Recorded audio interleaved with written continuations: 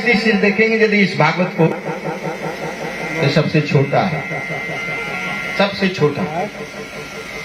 जैसे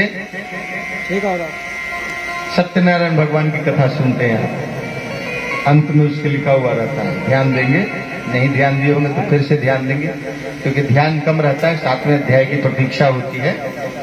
ध्यान देंगे तो उसमें लिखा रहता है इति श्री स्कंद पुराणे रेवा। एक स्कंद पुराण है, उसमें 81,000 श्लोक है। भागवत जी में मात्र 18,000 श्लोक है।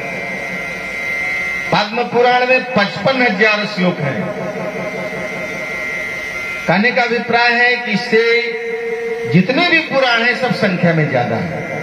श्रीमद् भागवत के 12वें स्कंध के 12वें अध्याय में सारे पुराणों की संख्या है और सारे पुराणों में कितने श्लोक हैं सब है चर्चा। तो सबसे छोटा श्रीमद् भागवत महापुराण, लेकिन विशेषता विशेषण सबसे बढ़ता। श्रीमद स्कंद महापुराण नहीं, श्रीमद पद्म महापुराण नहीं, सीधे श्री पद्म पुराण, श्री भी नहीं, पद्म पुराण, विष्णु श्री विष्णु पुराण एक है, नारद पुराण, ब्रह्मवैवर्त पुराण, स्कंद पुराण, सीधे स्कंद पुराण, कोई महापुराण नहीं। इन सारे पुराणों ने मिल करके, जैसे मान लीजिए कोई जेठ रैयत हो, 100 बीघा जोतने वाला हो, जेठ रैयत नहीं अब 10 बीघा जेठ रैयत हो, तो थोड़ा तो कष्ट होना चाहिए सवाल को। उसी तरह से इन लोगों को भी कष्ट हो गया। ये सारे पुराण मिल करके झगड़ा कर रहे हैं। ये हम अपनी तरफ से कुछ नहीं बोल रहे हैं। स्वर्ग लोके तुलाम बद्ध्वा, तुला कहते हैं तराजू को, स्वर्ग लोक में तराजू बांधी गई।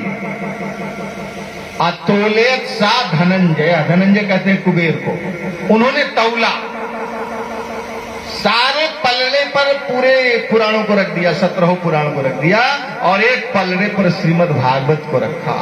श्रीमद् भागवत का पलड़ा नीचे, सब लोगों का पलड़ा ऊपर। ऐसा जो हुआ तो सब लोग लजा गए और कहे, पूछने लगे कि भाई इतनी विशेषता इसमें क्या है। इसी बात को सत्संग के ख्याल से घूम रहे थे नारद जी, किसी मृत्यु लोक का। संत लोग सत्संग की इच्छा से चलते हैं,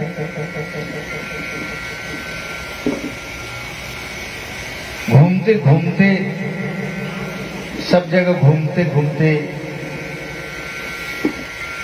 पुष्करम च प्रयागम च काशीम गोदावरीम तथा हरिक्षेत्रम कुरुक्षेत्रम रामेश्वरम सेतु बंधनम, पूरे जगहों को घुमा और मुंह लटकाए बैठे थे। उसी में मानस पुत्र कहे जाते हैं। आगे के प्रसंगों में इनका विशेष विस्तार से इनका परिचय देंगे। सनक, सनंदन, सनातन, सनत कुमार, ये 4 भाई हैं, ये मानस पुत्र कहे जाते हैं। ये भी सत्संग की इच्छा से घूम रहे थे। बद्रिकाश्रम में मुंह लटकाए नारद जी से भेंट हो गई। पूछा इन लोगों ने, भाई आप मुंह क्यों लटकाए हो? कहा महाराज क्या बताएं, पुष्करम च प्रयागम च, पुष्कर में घूमा। पुष्कर को जानते हैं क्या कहते हैं? तीर्थों का गुरु। अब प्रयाग को तीर्थों का राजा, तीर्थ राज प्रयाग। अब पुष्कर है गुरु, माने राजगद्दी है प्रयाग, अब व्यास गद्दी है पुष्कर। राजगद्दी और व्यास गद्दी में अनुन्याश्रय संबंध है। दशरथ जी ऐसा कोई काम नहीं करते बिना वशिष्ठ के परामर्श के। व्यास गादी से पूछ करके ही राजगद्दी का संचालन होता है, वो राष्ट्र समृद्ध होता है। और जहां व्यास गद्दी खतरे में हो, तो राष्ट्र के विषय में तो सोचना ही बेकार है। मैंने ढूंढा प्रयाग में, पुष्कर में, काशी में, सब जगह घूमा। नारद जी ने कहा सनकादिकों से, महाराज कहीं भी मुझे शांति नहीं मिली। क्यों? तीर्थ सारस ततो गता, वहां का जो तीर्थ का जो सार है वो समाप्त है। फिर मैंने संतों के पास गया, वहां क्या देखा? पाखंड निर्दासनता, स्वरूप में संत का वास नहीं होता। लंबी दाढ़ी हो, पूरे गले में माला हो, दिव्य ललाट हो, इसको संत नहीं कहते। विचार में जहां संतत्व हो उसको संत कहते। नहीं तो बड़े स्वरूप वाले तो जेल में भी दिखाई देंगे आपको, बड़े बड़े संत। बोली वृंदावन। आजकल बड़े बड़े संत जेल में दिखाई देते हैं।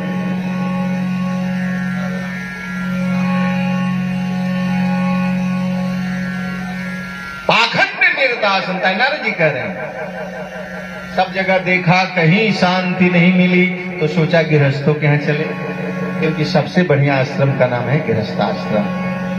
यहाँ क्या है? यहाँ पर सारे वर्णों का, सारे आश्रमों का संचालन गृहस्थ से होता है।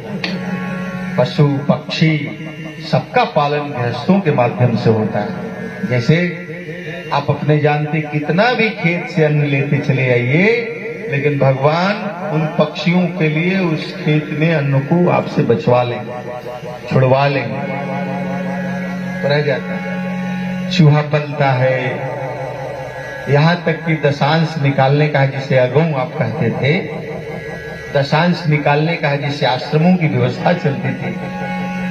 तो गृहस्थाश्रम में गए, वहां क्या देखे? तरुणी प्रभुता के श्याल को बुद्धिदायक। वहां तो क्रय विक्रय का मामला चल रहा है। समधि कौन? समम धियौ नहीं। अब समधि की व्याख्या है व्याकरण में, समम धियौ, समान हो बुद्धि जिनकी, ये अर्थ रखता है। समधि जी से पूछा गया कि आप जानते हैं समधि जी का क्या अर्थ है?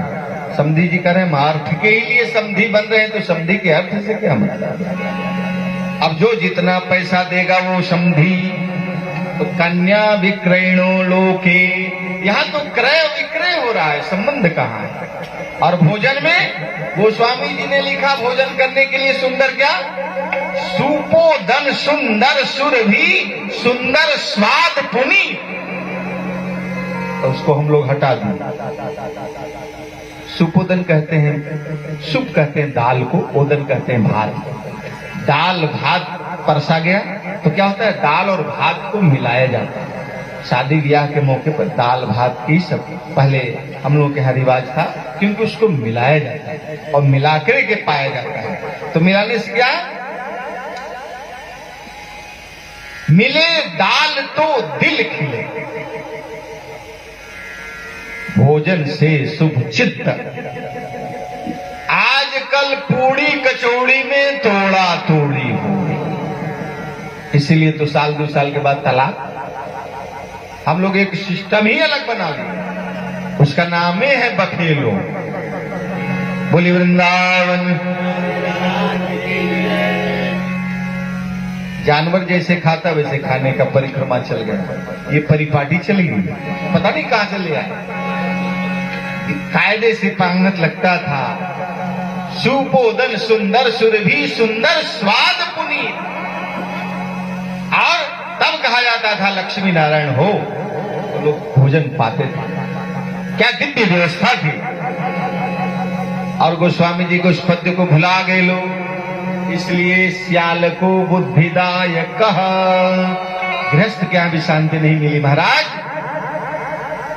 तो क्या किए कि चले गए वृंदावन। वृंदावन में गए थे, एक आश्चर्य। तत्राश्चर्यम मया दृष्टा, मया दृष्टा तत्र आश्चर्यम। वहां पर मैंने एक आश्चर्य देखा। क्या? एक युवती, दिव्य युवती, युवती है मात्र, और उसके इस जंघे पर एक बुढ़ा, इस जंघे पर एक बुढ़ा, ऐसा बुढ़ा जिसको कितना भी हिलाया जा रहा है लेकिन वो हिल नहीं रहा है, उसके पास उठने की भी शक्ति नहीं है, और चारों बगल से बहुत सारी युवतियां पंखा झेल रही। नारद जी उसी रास्ते से जा रहे थे, सोचे कि औरतों का जमात है, वहां पे सफेद दाढ़ी वाले का क्या काम, कहीं वहां गए कुछ औरतें बोल दी तो, इसलिए वहां से लौटना चाह रहे थे। तब तक इस युवती की दृष्टि नारद बाबा पर पड़ी और वहीं से चिल्लाई, भो भो साधो क्षणम तिष्ठा। हे साधु बाबा, थोड़े के लिए आप ठहरो। ठहर गए नारद जी, उसके नजदीक चले गए, पूछे काशित्वम, कौन हो तुम? थोड़ी देर के बाद वो युवती बोलती है, अहम भक्ति रीति ख्याता ज्ञान वैराग्य में सुताऊ। मैं तो भक्ति हूं और ये ज्ञान है और एक वैराग्य है, मेरे दोनों पुत्र हैं। कलयुग के प्रभाव से ज्ञान वैराग्य अभी जो निवेदन किया, ये ज्ञान और वैराग्य से भक्ति रहित हो गई है, बुद्धे हो गए ज्ञान वैराग्य। मैं इनको जगाने का प्रयास कर रही हूं लेकिन ये जग नहीं रहे। बाबा आप कुछ उपाय करो इनको जगाने का। नारद जी कहते हैं, मैं प्रतिज्ञा करता हूं कि इन दोनों को जगाऊंगा। और चले संतों के जहां जमात लगे हुए थे, उसी में हम जा रहे थे। इस प्रश्न के उत्तर में सो आप मिल गए महाराज। संकादिकों से कहा, आप मिल गए हो, मेरी शंका का समाधान करो। उनकी मूर्छा कैसे टूटेगी आप बताओ। सरल सा उपाय बता दिया। नारद जी ने कहा था, मैं इनको वेद सुनाया, चारों वेद सुनाया, उपनिषद सुनाया, वेदांग सुनाया, गीता पाठ ही मुहुर्मुहु, बार बार गीता का पाठ किया, लेकिन इनकी मूर्छा नहीं गई। आप उपाय बताओ। तो सनकादिकों ने झट से कह दिया, सत्कर्म सूचको नूनम ज्ञान यज्ञ स्मृतो बुधई। सत्कर्म करो। वेद पढ़ाना को कर्म है, वेद पाठ हुआ तो सत्कर्म नहीं, गीता पाठ सत्कर्म नहीं। अभी तो सत्कर्म कर ही नहीं थे महाराज। ये सत्कर्म है क्या? तो कहा, ज्ञान यज्ञ स्मृतो बुधई। श्रीमद् भागवती वार्ता, श्रीमद् भागवती का सप्ताह क्रम से जो श्रवण होता है, इसी का नाम सत्कर्म है। सत्कर्म सूचको नूनम ज्ञान यज्ञ स्मृतो बुधई। भागवत जी का ऐलान है, इस ज्ञान यज्ञ से बड़ा कोई यज्ञ नहीं होता। इसको ज्ञान यज्ञ कहते हैं। एक यज्ञ होता है, एक महायज्ञ होता है, और एक होता है जागा।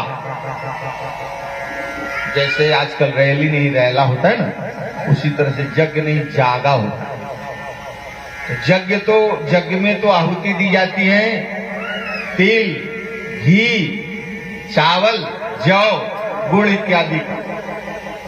लेकिन जागा में आहुति देते रुधिर अरु भैंसा, ये भी एक यज्ञ, जागा है। इसका परिणाम, रहा न को कुल रोवन हारा, राम विमुख असहाल तुम्हारा। ये जागा का फल है। आज यज्ञ का फल क्या है? प्रगटे चरु कर लीन्हे। साक्षात अग्निदेव चरु हविष्य लेकर के उत्पन्न हो जाते हैं, जिससे परमात्मा को इस मृत्यु लोक पर अवतार लेना पड़ता है, जन्म लेना पड़ता है। ये यज्ञ का फल। इसलिए सत्कर्म सूचको नूनम ज्ञान यज्ञ स्मृतो बुधई। ज्ञान यज्ञ का आयोजन करो, सप्ताह श्रवण का आयोजन करो।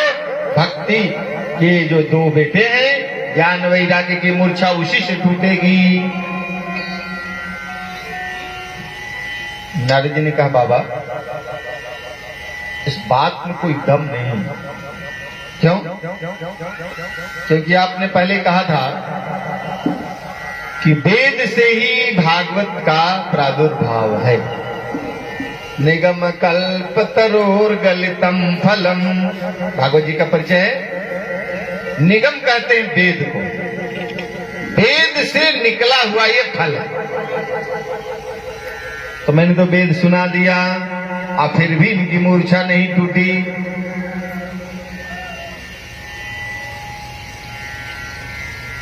नारद जी ने कहा, सनकादिकों ने कहा सुनिए, जिस वृक्ष के फल रसीले हों वो वृक्ष के दाण भी रसीले होंगे?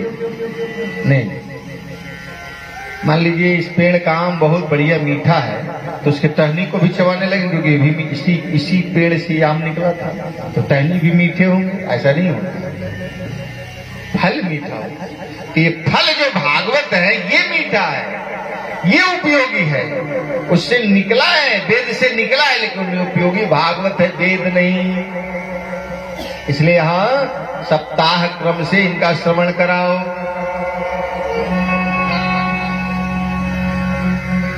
सनकादिकों से नारद जी ने कहा तो आप कह दो उनके लिए। तो आयोजन हुआ हरिद्वार में। सनकादिकों ने भक्ति और ज्ञान के मूर्छा को दूर करने के लिए श्रीमद् भागवत सप्ताह का आयोजन किया। श्रोता बन गए नारद जी और भक्ति और ज्ञान वैराग्य जो मूर्छित पड़े हैं। जैसे ही 7वें दिन की कथा संपन्न हुई, ज्ञान और वैराग्य दोनों नृत्य करने लगे। श्री कृष्ण गोविंद हरे मुरारे, हे नाथ नारायण वासुदेव।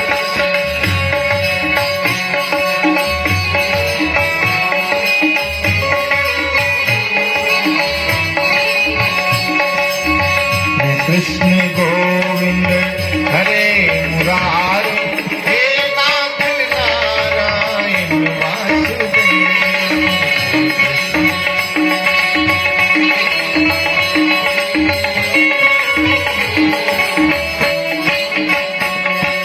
हे नाथ नारायण वासुदेव, हे नाथ नारायण वासुदेव।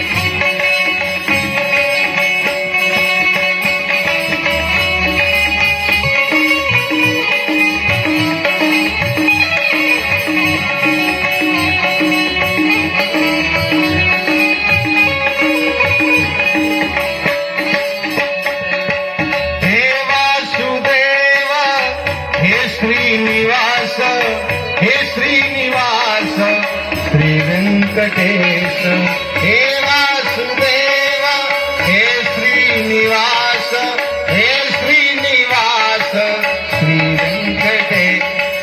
हे कृष्ण गोविंद हरे मुरारे, हे नाथ नारायण वासुदेव। हे कृष्ण गोविंद हरे, हे नाथ नारायण वासुदेव। कृष्ण गोविंद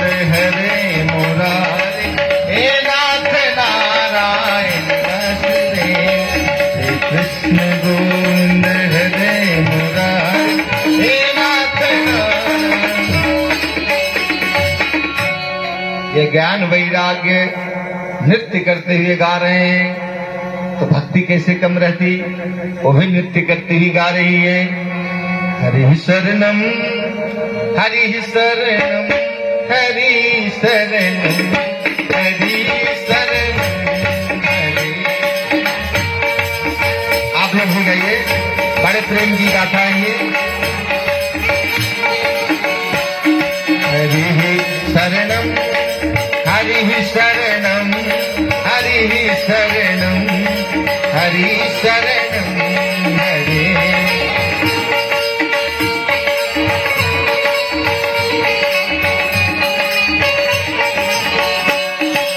हरि शरणो हरि शरणो हरि शरणो हरि शरणो हरि शरणो हरि शरणो हरि शरणो हरि शरणो हरि शरणो हरि शरणो हरि। शरणम हरि शरणम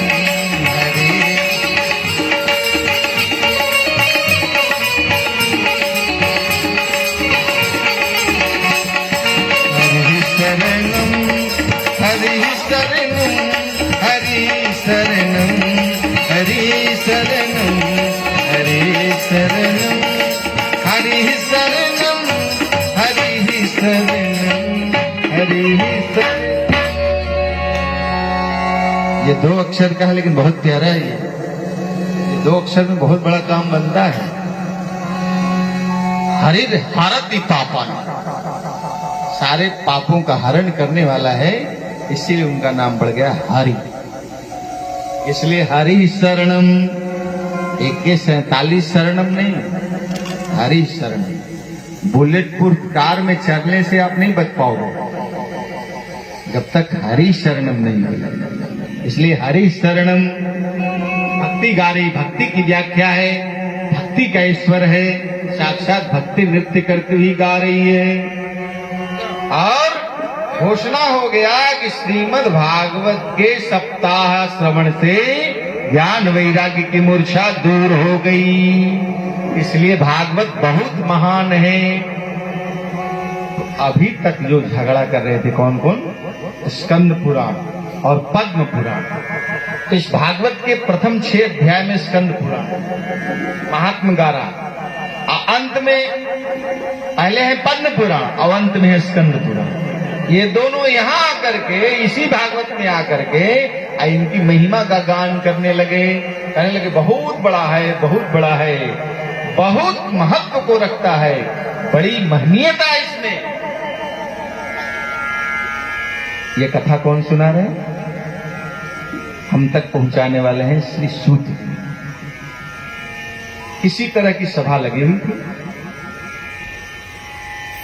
सूत जी मात्र 16 वर्ष के हैं और हजारों वर्ष के, 80,000 वर्ष के हैं शौनकादि ऋषि जो आगे बैठे हैं। ऐसे 80,000 ऋषियां नीचे बैठे, ऋषि लोग नीचे बैठे, बड़े बड़े अमलात्मा हैं, संत हैं, विद्वान हैं, वो नीचे बैठे। और इसी तरह का दिव्य मंच देकर के सूत जी से कहते हैं, सूताख्यायि कथासारम मम कर्ण रसायनम। देखिए, रसायन माने, रसायन का माने क्या होता है? रसायन हिंदी है। आप लोग केवल अंग्रेजी जानते हैं, हिंदी बिल्कुल नहीं, ऐसी बात नहीं होनी चाहिए। लिक्विड जानते हैं लेकिन रसायन नहीं जानते। लिक्विड जो है वही रसायन। दवा में लिक्विड होता है ना, जो रसयुक्त तो उसको लिक्विड कहते हैं, वही रसयुक्त है, इसलिए रसायन है। तो अच्छा ये बताइए, दवा को कैसे, कान से पीना चाहिए कि मुख से पीना चाहिए? आपसे सवाल है मेरा, दवा को कान से पीना चाहिए अथवा मुख से पीना चाहिए? मुख से। लेकिन ये भागवत जी कह रहे हैं कि नहीं, कान से पियो। बोले वृंदावन बिहारी मम कर्ण रसायनम, मेरे ऐसे रसायन दो जो कान से पिए। पूछा गया कि कान से क्यों महाराज? का मुख से जो पीते हैं तो कहां जाता है? पेट में, और पेट में ज्यादा पच जाता है, फिर कल भूख लग जाती है। लेकिन कान से जब पिएंगे तो कहां जाएगा? वो दिल में जाएगा, और वहां जाकर के पेट वो कभी नहीं मिटेगा। इसलिए ऐसा कोई रसायन दो जो कान से पिए और दिल में जाकर अटक जाए, कभी निकले ही नहीं। बोले वृंदावन बिहारी। ऐसे श्रीमद् भागवती वार्ता का हमें श्रवण कराओ। शौनकादि ऋषि का ये अनुनय, निवेदन किससे? श्री सूत जी महाराज। कुछ लोग कहते हैं कि भागवत पुराण कथा पूजा पाठ ये पंडितों का एक कपोल कल्पना है, इसमें जाति प्रथा है, ये केवल ब्राह्मणों का धरोहर है। उनसे मैं ये कहना चाहता हूं कि श्री सूत जी कौन सी जाति के हैं? शूद्र हैं, लेकिन आसन ऐसे दिव्य आसन दिया हुआ है। आप नीचे बड़े बड़े अमलात्मा संत बैठे हैं, ब्राह्मण बैठे हैं, वो नीचे हैं, और दिव्य जो आसन है श्री सूत जी के लिए। क्यों? और तो और व्यास जी के प्रधान 5 शिष्यों में श्री सूत जी महाराज हैं। 5वां शिष्य श्री सूत जी महाराज। पुराण के आचार्य श्री सूत जी को बनाया गया है। आप जितनी भी कथा सुनते हैं, चाहे वो सत्यनारायण भगवान की कथा हो, जितिया की कथा हो, तीज की कथा हो, अनंत की कथा हो, कुछ भी कथा हो, तो क्या होता है? श्री सूत वाच, सूत जी कह रहे हैं। सब कथा सूत जी सुना रहे हैं, लेकिन भागवत की कथा को श्री सूत जी सुना रहे हैं। शौनकादि ऋषियों का प्रश्न हो रहा है, महाराज इतनी बड़ी महनीयता को रखने वाला श्रीमद् भागवत महापुराण, इसका कोई उदाहरण, एक आध उदाहरण दीजिए। शौनकादिकों ने प्रवचन में कहा था कि भागवत में असाध्य रोगों की दवा है, पुत्रार्थियों को पुत्र देता है, विद्यार्थियों को विद्या देता है। भूत प्रेत पिशाच डाकनी शाकनी कुछ भी हो, भागवत के सप्ताह से समाप्त हो जाता है। शौनकादिकों ने सूत जी से कहा, महाराज इसका कोई उदाहरण, एक आध उदाहरण दीजिए तो स्पष्ट हो जाए। कहा है सूत जी महाराज शौनकादिकों को एक उदाहरण दे रहे कथानक के माध्यम से। एक आत्मदेव नाम के बहुत बड़े विद्वान